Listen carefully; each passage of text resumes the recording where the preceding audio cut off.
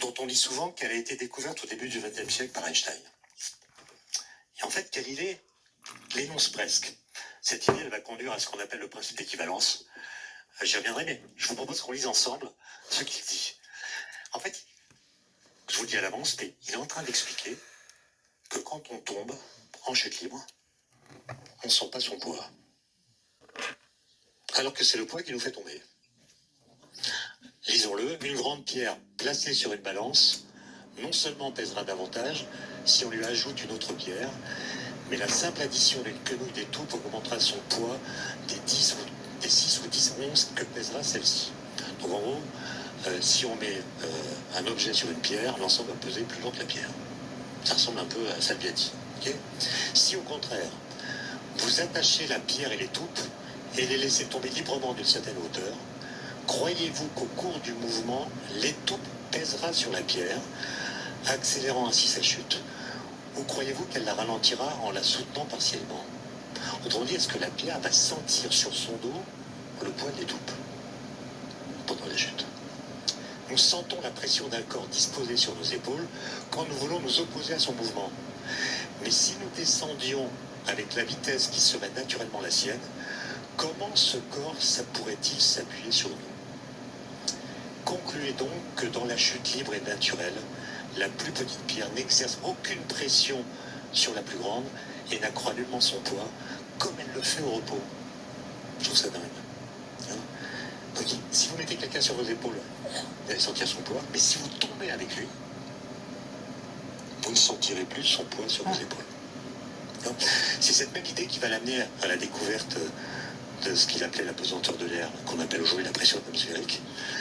À la suite d'une remarque que le fait son ami Baliani, dès 1630, Baliani fait une expérience de pensée, il imagine qu'il est au fond de la mer, donc sous l'eau. Il a trouvé un dispositif qui lui permet de respirer. Bon, expérience de pensée, on peut faire ce qu'on veut. Hein. On est libre d'imaginer toutes les situations qui nous plaisent.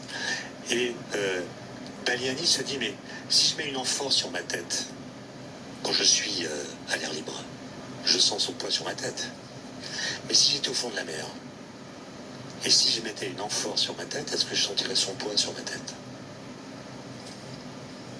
À moins que dans l'air, parce qu'il y a la pression de l'eau qui va faire son office. Et on voit comment il argumente, si vous voulez. Et ça aussi, c'est l'expérience de pensée. Et au mot près, elle décrit à peu près l'événement suivant qui va se passer au XXe siècle, comme je l'ai dit. Évidemment, je passe la suite de l'histoire, hein. Newton, gravitation universelle, ce qu'on appelle l'universalité de la chute libre, qui va contaminer toute la description que Newton fera de la gravitation. En gros, Galilée dit que tous les corps tombent de la même façon.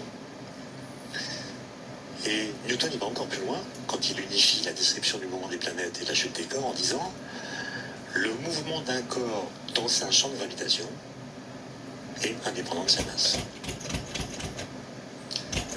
Les lois de Newton qu'on apprend à l'école, moi je ne l'ai pas vu écrit dans les livres, hein, mais en fait ça se démontre très facilement. Le mouvement d'un corps dans un champ de gravitation ne dépend pas de sa masse. Typiquement, on a tous appris que la Terre tourne autour du Soleil par le fait que le Soleil attire gravitationnellement la Terre. Ça donne une ellipse, etc. Bon. Maintenant, faites une expérience de pensée. Imaginez que vous remplaciez la Terre là où elle se trouve, dans sa trajectoire, par une cacahuète. Qui est au même endroit et à laquelle vous donnez la même vitesse que la Terre avant qu'elle soit remplacée. Question, quelle est la trajectoire de la cacahuète? Allô, Madame. Je vous vois opiner du chef, mais je ne sais pas à quoi.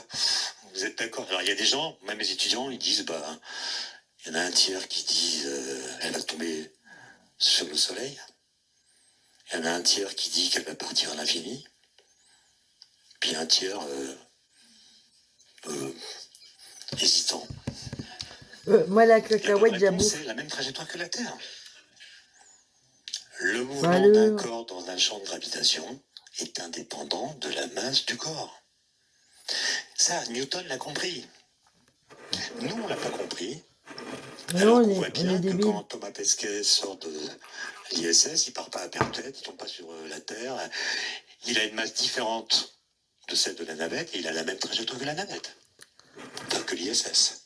La navette en forme de Nous cacahuète. avons sous nos yeux le spectacle montrant que le mouvement d'un corps dans un champ de gravitation ne dépend pas de la masse, mais on continue à avoir une lecture aristotélicienne de la gravitation qui nous fait penser que si on change la masse d'un corps dans un champ de gravitation, son mouvement sera modifié. Ouais.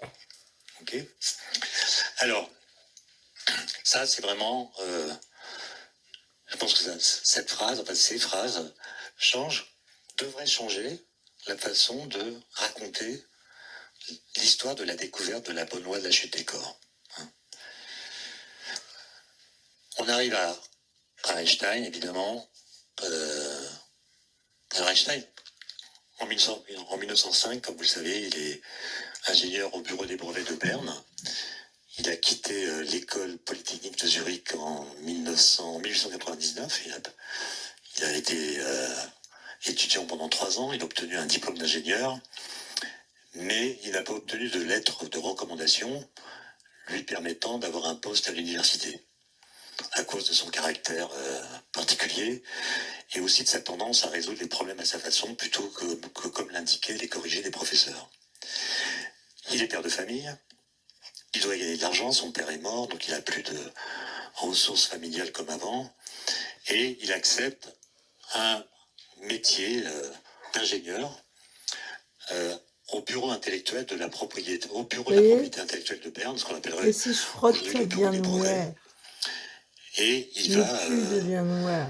examiner des brevets qui sont Station proposés web. par les ingénieurs suisses ou allemands, notamment les brevets électromagnétiques, par lesquels les ingénieurs essaient de trouver un moyen de synchroniser les horloges à distance. À l'époque, dans certaines villes, il y avait 3 horloges. Par exemple, à Genève, sur la façade de la mairie, il y avait l'heure de Genève, l'heure de Berne et l'heure de Paris amenée par le train. Or, les gens prenaient le train, justement, l'Allemagne s'était unifiée, il fallait donc synchroniser les horloges. Et Bismarck, par exemple, en Allemagne, avait donné comme priorité technique numéro 1 aux ingénieurs allemands de trouver un moyen de synchroniser les horloges à distance. J'ai un coup de barre. Il fallait montrer l'unité de l'Allemagne qui venait d'être réinstallée, et donc il fallait unifier l'heure. Les gens prennent le train, il faut que l'heure indiquée par leur montre coïncide avec l'heure indiquée par les horloges qui croisent dans les différentes gares. Bon, comment on fait? Comment on fait alors? Et c'est en regardant ces brevets qu'Einstein a compris qu'il y avait un problème avec l'interprétation de l'électromagnétisme telle qu'elle était faite à l'époque. C'est pas le sujet de ce soir, mais ça va le conduire à abandonner l'hypothèse de l'éther luminifère et à mettre au point une nouvelle conception de l'espace et du temps qui s'appelle, qu'on appellera par la suite, la relativité restreinte. Aux grandes dames des Allemands qui voulaient, eux, qu'il y ait une horloge maîtresse, ce qu'ils appelaient une Meisteruhr, l'horloge centrale du monde, qui serait le tempo imposé à toutes les horloges du monde. Forme Einstein, et dans sa théorie, fatigue. donc, une telle horloge qui serait indicatrice d'un temps absolu n'existe pas, et ça donnera la relativité de l'espace et du temps. En 1907, il fait aussi d'autres articles incroyables. L'année 1905, c'est l'année miraculeuse de la physique, pendant laquelle un jeune homme qui est absolument inconnu écrit 5 articles différents sur 5 sujets différents. Et chaque article crée la révolution autour du sujet qu'il traite. Ça se terminera par l'article de septembre 1905 contenant la formule E égale MC2. Et en 1907, Einstein n'a toujours pas de poste à l'université. Il est passé du statut d'expert de 3e classe au statut d'expert de 2e classe. Petite augmentation de salaire. Non pas parce qu'il a écrit les 5 articles de 1905, mais parce que son patron trouve qu'il travaille bien. Et là, un jour de novembre, Einstein rentre de déjeuner, comme tous les jours, et comme tous les jours, il s'assied sur son tabouret. C'est pas une chaise, c'est vraiment un tabouret, il n'y a pas de dossier. Alors pourquoi il n'y a pas de dossier? Parce que en rentrant de déjeuner, il fait tous les jours une sieste qu'il appelle semi-éveillé. Faut voir qui c'est qui Il m'avait ferme les donné. yeux, Hein. Il veut il ma s'endort mort. presque, Alors évidemment, et il s'il m'a pas donné s'endort un vraiment, tabouret qui tient il debout. y a un Hein. réflexe du corps qui le réveille. Et donc, s'il a une bonne idée qu'il traverse, D'ailleurs, il je me aura suis fait suffisamment de engueuler par la conscience pour le voisine le capter. jour parce que j'ai mis 2-3 petits coups de pierre Et ce dessus jour-là, pour qui le suit de réparer. lire dans son autobiographie Et c'était avant intellectuelle, 20 h en plus. il écrit ce À jour de peine que j'ai mis novembre. 3 coups, elle est J'ai montée. eu l'idée la plus heureuse de ma vie. Et toute la journée pour faire ça, Alors madame. c'est quoi cette idée? J'étais assis sur ma chaise, alors bon d'accord, il vient de me contredire. J'étais assis sur mon tabouret au bureau fédéral de Berne, et j'ai compris que si une personne est en chute libre, elle ne sentira pas son propre poids. J'en ai été saisi. Cette pensée me fit une grande impression. Elle me poussa vers une Il nouvelle avait un théorie de la gravitation. tabouret comme le mien, Albert Ça, c'est très Einstein. incroyable. Il s'est Quand pété il dit- la gueule quand vraiment Einstein dit avec j'ai le été saisi, tabouret. ça veut dire j'ai C'est été là pris de qu'il a vu qu'il palpitations, sentait pas son tremblements, poids. il a eu une émotion en fait. Et oui, Le la différence mystère avec du Galilée. tabouret. Galilée dit si vous êtes en chute libre, et si quelqu'un est sur vos épaules, vous ne sentez pas son poids. Mais ce que dit Einstein, c'est que vous ne sentez pas votre propre poids quand vous tombez. Bah non. D'accord ? Il le dit alors. Et c'est quand même bizarre ça. Bah alors. Donc c'est pas vraiment une découverte. Hein. Il Bah n'a non. fait que prendre au sérieux les lois de Newton ou même de Galilée sur la chute libre. Et d'ailleurs, dans une Est-ce qu'ils avaient un tabouret, Galilée et Newton qu'il a rempli en 1945 quand un mathématicien français qui s'appelait Jacques Ils étaient Hadamard bourrés aussi. s'était exilé aux États-Unis pendant la guerre. Il en avait profité pour moi, je bois jamais d'alcool. Qui souhaitait on m'a envoyer accusé à d'en tous les boire. physiciens théoriciens et à tous les mathématiciens pour comprendre comment ils avaient leurs idées, comment les idées naissaient. Et Einstein, ayant entendu parler de ce questionnaire, a demandé à le remplir. Et ses réponses figurent dans la deuxième édition de sur un l'ouvrage. tabouret pourri, là, Et c'est assez je me pétais la gueule. Il dit Je à un ne pas moment, sentir mon poids et mes pensées je m'étalais ne sont pas verbales. comme une crêpe. C'est pas des phrases, c'est des images mentales qui me viennent lorsque je fais l'expérience de pensée. Et ma pensée est de type musculaire. Incroyable. Une pensée de type musculaire.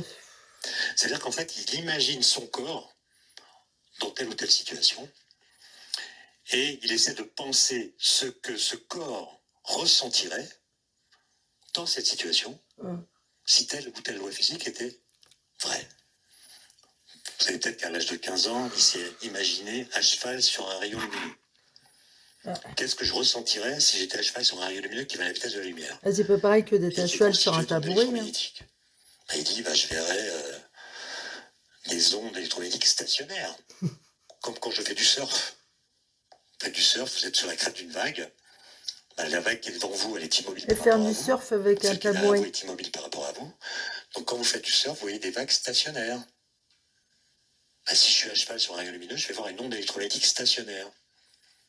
Problème, les équations de Maxwell qui décrivent les ondes électromagnétiques n'ont pas de solution stationnaire. Je dis, soit elles sont fausses, soit l'expérience que j'ai imaginée est impossible. Et il va résoudre cette question un peu plus tard, en 1905, dans l'article sur la relativité, en disant l'expérience que j'ai imaginée est impossible. Pourquoi? Parce que la lumière va toujours à la vitesse de la lumière. Ah oui. Il y a toujours un mouvement par rapport à moi, je ne peux pas être à cheval dessus. D'accord? Alors maintenant, je reviens à cette expérience de pensée-là. On voit qu'elle est paradoxale. Pourquoi? Parce que quand vous tombez en chute libre, c'est sous l'effet de votre poids. Donc le poids est la cause de votre chute. Votre chute est accélérée. Je suis pas bien.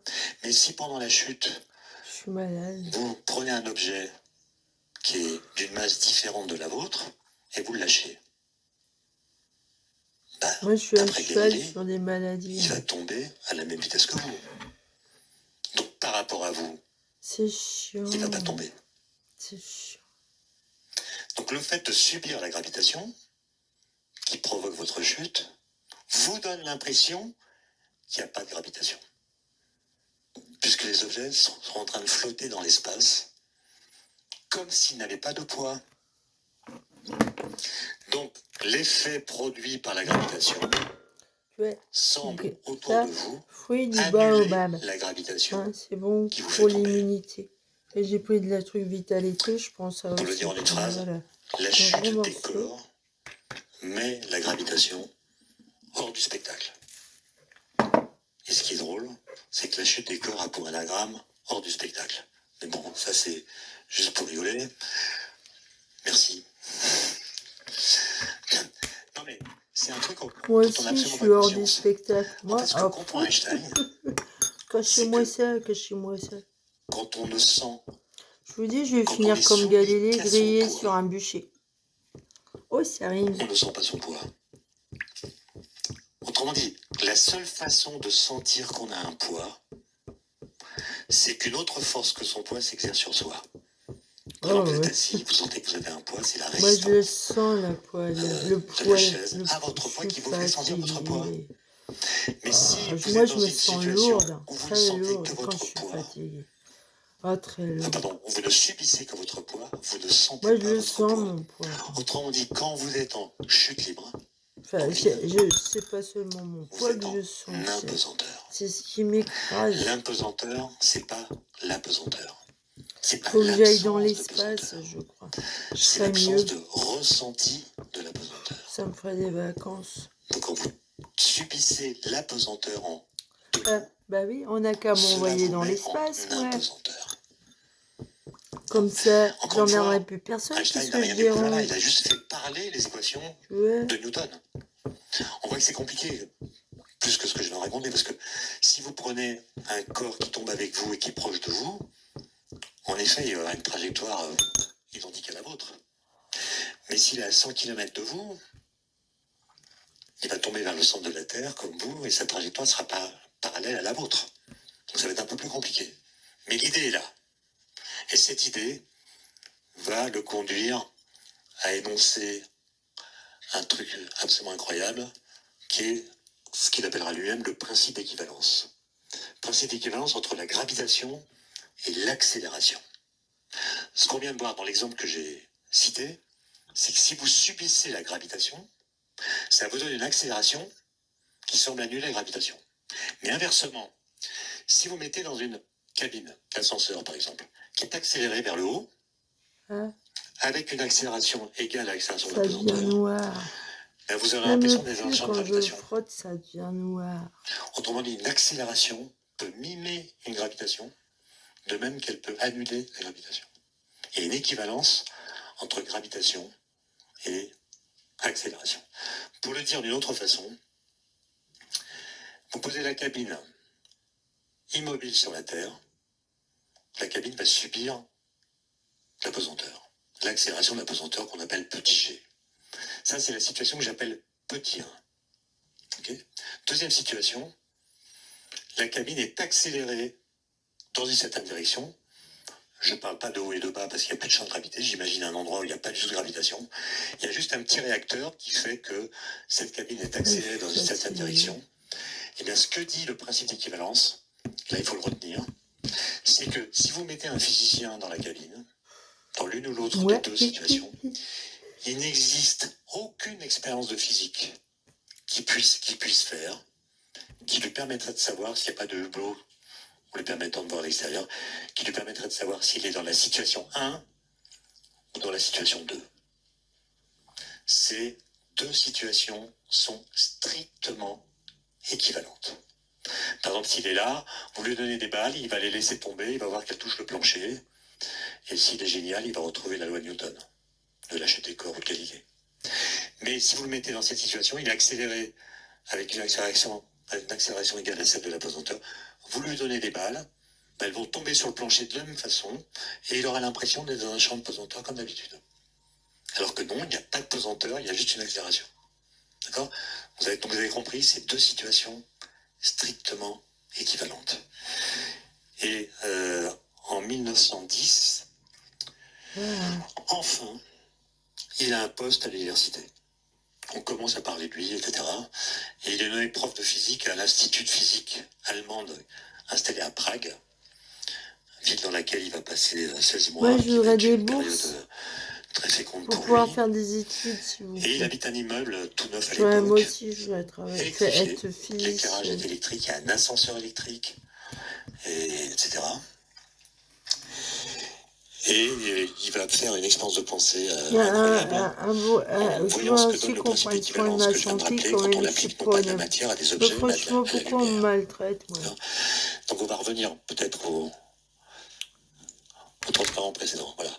Donc imaginez que Einstein, dans sa cabine d'ascenseur, dans la situation numéro 2, donc en dehors de tout champ de gravitation, mais accéléré par un petit réacteur qui va pousser cette cabine dans une certaine direction. Einstein est à l'intérieur, il perce un trou dans la paroi qui est à gauche et il fait entrer un faisceau lumineux. Il a emmené tout le matériel, la Il perceuse met un et tout, certain là. temps à traverser la cabine, puisque la vitesse de la lumière n'est pas infinie. Il lui faut une durée non nulle pour traverser la cabine. Ça veut dire que si le faisceau lumineux est entré ici, là, eh bien, il va taper la paroi d'en face plus bas que le point d'entrée. Le point d'impact à droite ne sera pas vis-à-vis du point d'entrée à gauche. Donc Einstein qui est dans la cabine va avoir un faisceau lumineux qui a une trajectoire courbée. Bon, rien de grave, hein. C'est normal, c'est pas du tout un effet compliqué à comprendre, c'est l'accélération que subit la cabine qui va donner au rayon lumineux qui va en ligne droite cette apparence curviligne. C'est un effet dynamique. C'est l'accélération de la cabine qui fait croire que la trajectoire du faisceau est curviligne. D'accord ? Je ne pense pas qu'Einstein soit le premier à faire cette expérience de pensée. Il n'y a rien de génial là-dedans. Alors quand j'enlève le pus ou ce gras, ça devient noir. Principe d'équivalence. Vous voyez ? C'est horrible. Comme maladie, c'est horrible. Si au lieu d'être dans cette situation, j'étais dans celle-ci, je verrais la même chose. Donc la cabine est posée sur le sol terrestre, ne subit aucune accélération par un quelconque réacteur. Un faisceau, j'en ai mal au ventre. Un faisceau de lumière entre.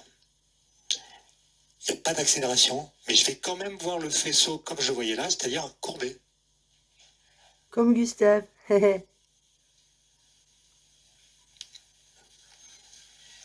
Gustave courbé. Qu'est-ce qui courbe le faisceau? Il n'y a plus d'accélération. Qu'est-ce qui le courbe? C'est la gravitation. Alors? La gravitation va courber la lumière, alors même que la lumière n'a pas de masse.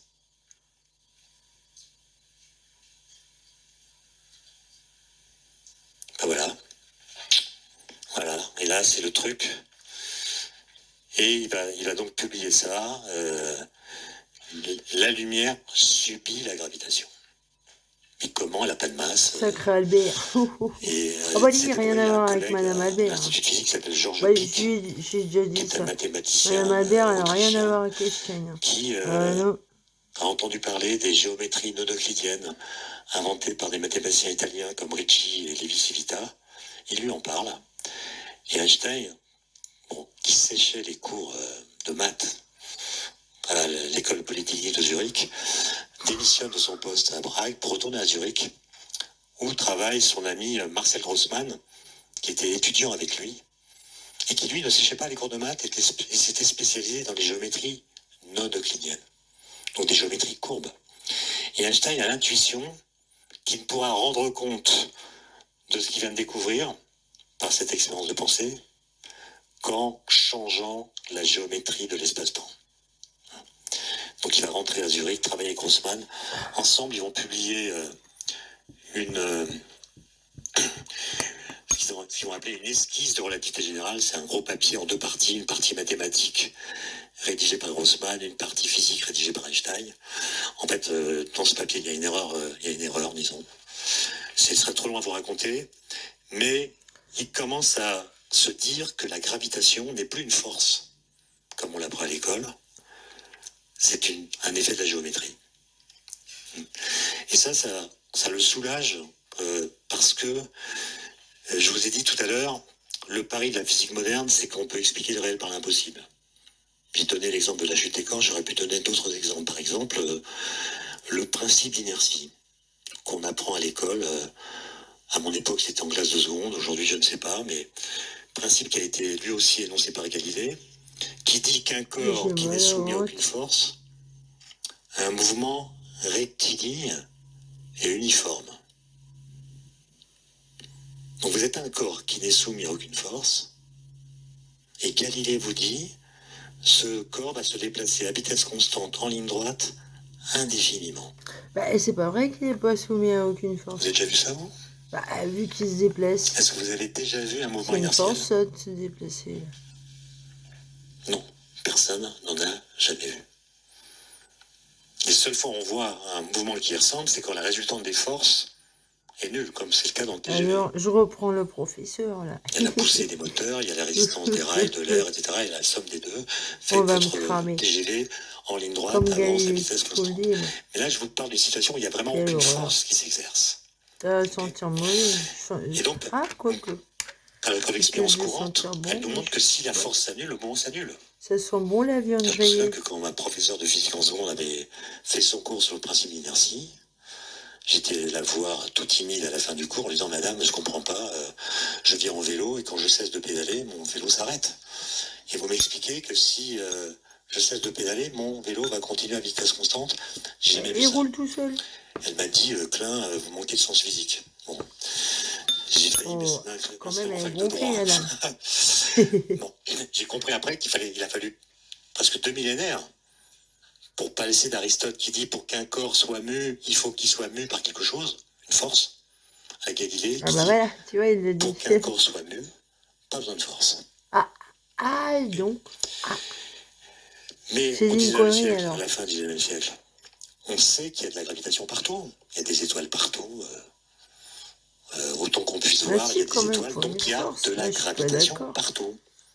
Ça veut dire que où que vous soyez dans l'espace, si vous imaginez un corps présent en un lieu donné, il subit au moins une force qui est son poids. Ah bah, on y Puisqu'il y a de la arrive. gravitation partout. On y arrive. En tout lieu de l'espace, les corps subissent au moins une force qui est leur poids. J'avais raison. Et donc le principe d'inertie dont l'énoncé est un corps qui n'est soumis à aucune force est un principe métaphysique qui n'est actuel nulle part. Alors vous pouvez le tester à partir des conséquences qu'il a, mais vous ne pouvez pas dire qu'il existe un endroit dans l'univers où vous pourriez assister au spectacle d'un mouvement inertiel. Donc Einstein se dit, soit on bâtit la physique sur du sable, comme il dit, c'est-à-dire sur un principe métaphysique qui ne peut pas être testé directement, qui n'est testé que par les effets qu'il produit, mais pas en tant que tel, soit, et c'est là qu'il est génial, soit on démontre que la gravitation n'est pas une force. Et si la gravitation n'est pas une force, alors un corps qui subit la gravitation pourrait être présenté comme un corps qui ne subit aucune force, puisque la gravitation n'est pas une force. D'accord? Et c'est ça qu'il va théoriser dans une théorie qu'il va publier en 1915, qui est la théorie de la relativité générale, qui montre qu'en effet, la gravitation, c'est pas du tout une force qui s'exerce sur les objets. Les objets qui subissent la gravitation ont un mouvement inertiel. Par exemple, la Terre qui tourne autour du Soleil, elle ne subit aucune force. Elle n'est pas attirée par la Terre. Par contre, la Terre déforme la géométrie de l'espace dans son voisinage, et la Terre ne fait que suivre, par un mouvement inertiel, la courbure instaurée par la présence du Soleil. Donc en fait, si la Terre tourne, c'est pas parce qu'elle est attirée, c'est parce qu'elle va en ligne droite. Mais quand on va en ligne droite dans un espace courbé, ça tourne. Ok? Donc c'est ça la grande leçon de la relativité générale. Mais avant même d'avoir théorisé tout cela, dès 1913, Einstein publie un papier en disant, mais puisque, d'après ce que j'ai imaginé là, la lumière doit être déviée par la gravitation, À l'époque, il n'a pas les équations de la relativité générale, il a juste raisonné comme je viens de le dire. À votre avis, quel est le moyen de vérifier ça?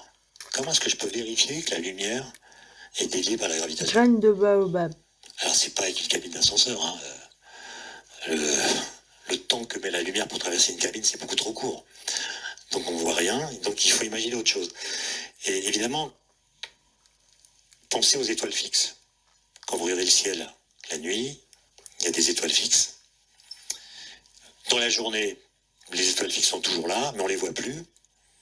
Pourquoi on ne les voit plus? Parce qu'on est aveuglé par le soleil. Okay. Mais la nuit, la lumière des étoiles fixes nous vient directement. Mais dans la journée, il y a le soleil entre les étoiles fixes et nous. Et il se pourrait que la lumière émise par les étoiles fixes soit déviée par le soleil. Mais on ne le voit pas parce qu'on ne voit pas les étoiles fixes. Sauf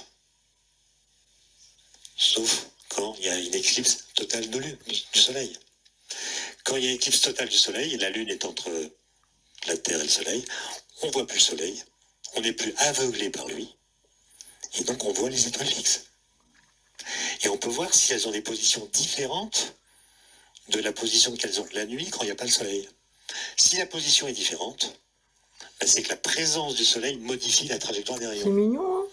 Et si la trajectoire des rayons est modifiée par le soleil, ben c'est que la lumière est déviée par la matière, par la gravitation.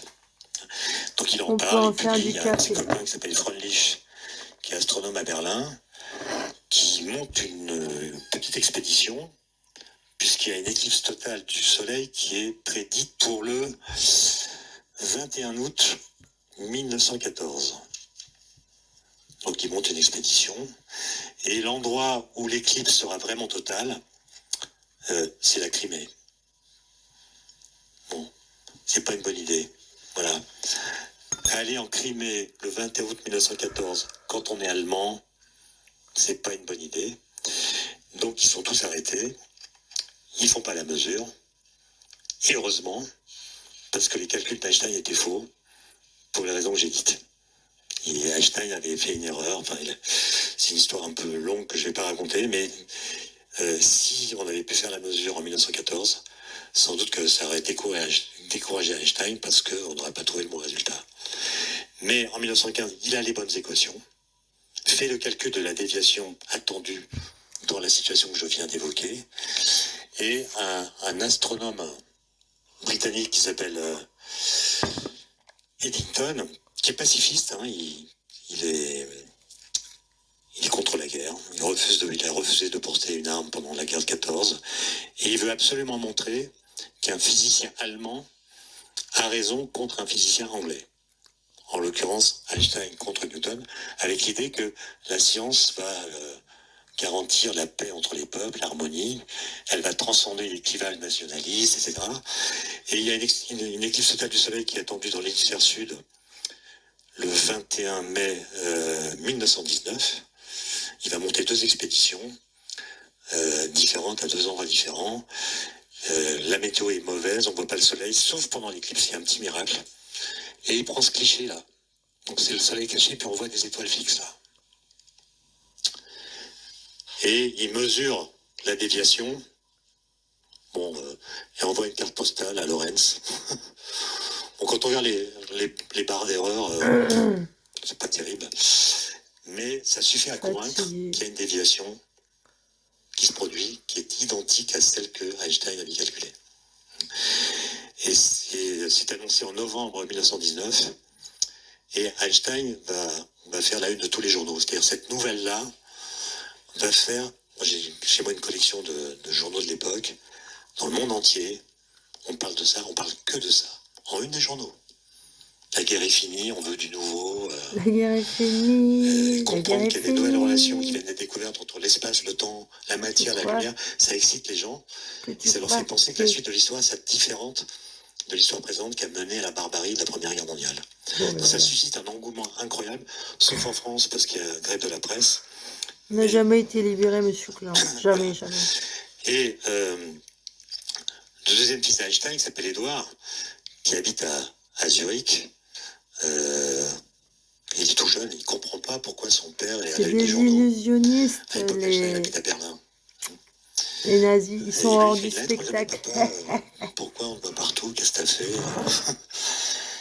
Et Einstein répond une lettre que vous pouvez voir au musée Einstein à Berne, dans lequel il dit: mon fils, quand un scarabée aveugle marche sur une feuille, il ne se rend pas compte qu'elle est courbée.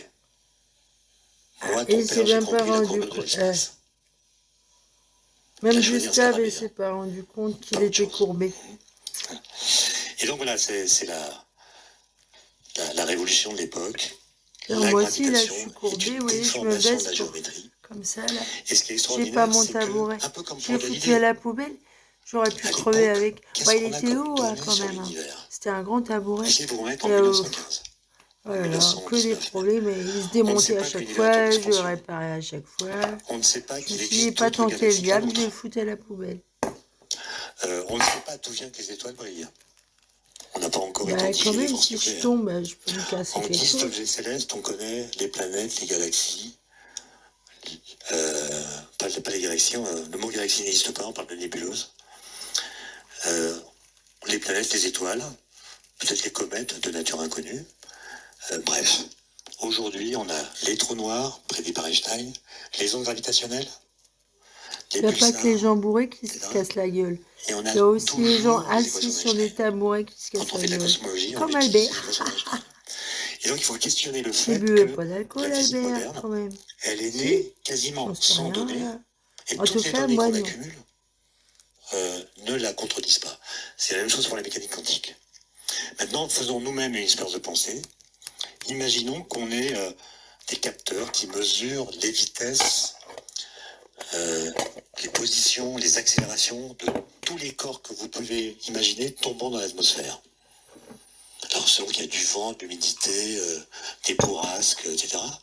Et vous aurez donc, grâce à des algorithmes qui analysent ces données, une bien meilleure description de la façon dont les corps tombent que celle que pouvait avoir Galilée. On est le 20 octobre, là.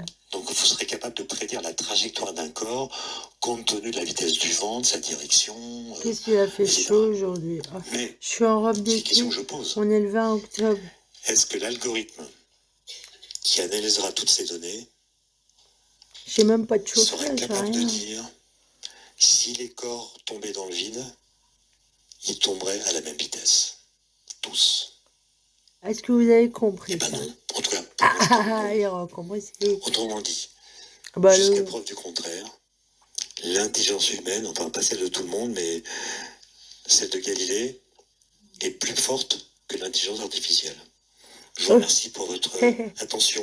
C'est en bouche à coin, ça. Alors, vive Galilée, pourquoi vous l'avez fait griller, celui-là, les fachos, là, les nazis, là? Hein? Il n'y a pas de complot. Eh ben, là, alors, c'est Conférence de la gravitation universelle par Étienne Klein. C'est... extrêmes. Stop. Voilà, je vais arrêter là. Alors, si vous voulez voir la conférence en entier, écoutez, là. Oui, c'était intéressant, hein. Bon, oui. Je connais bien les conférences de Monsieur Klein. Hein. Celle-là, ce n'était une nouvelle. Elle a été enregistrée le 20 septembre là, dernier. Et ça fait pile poil un mois, puisque là, aujourd'hui, on est le 20 septembre.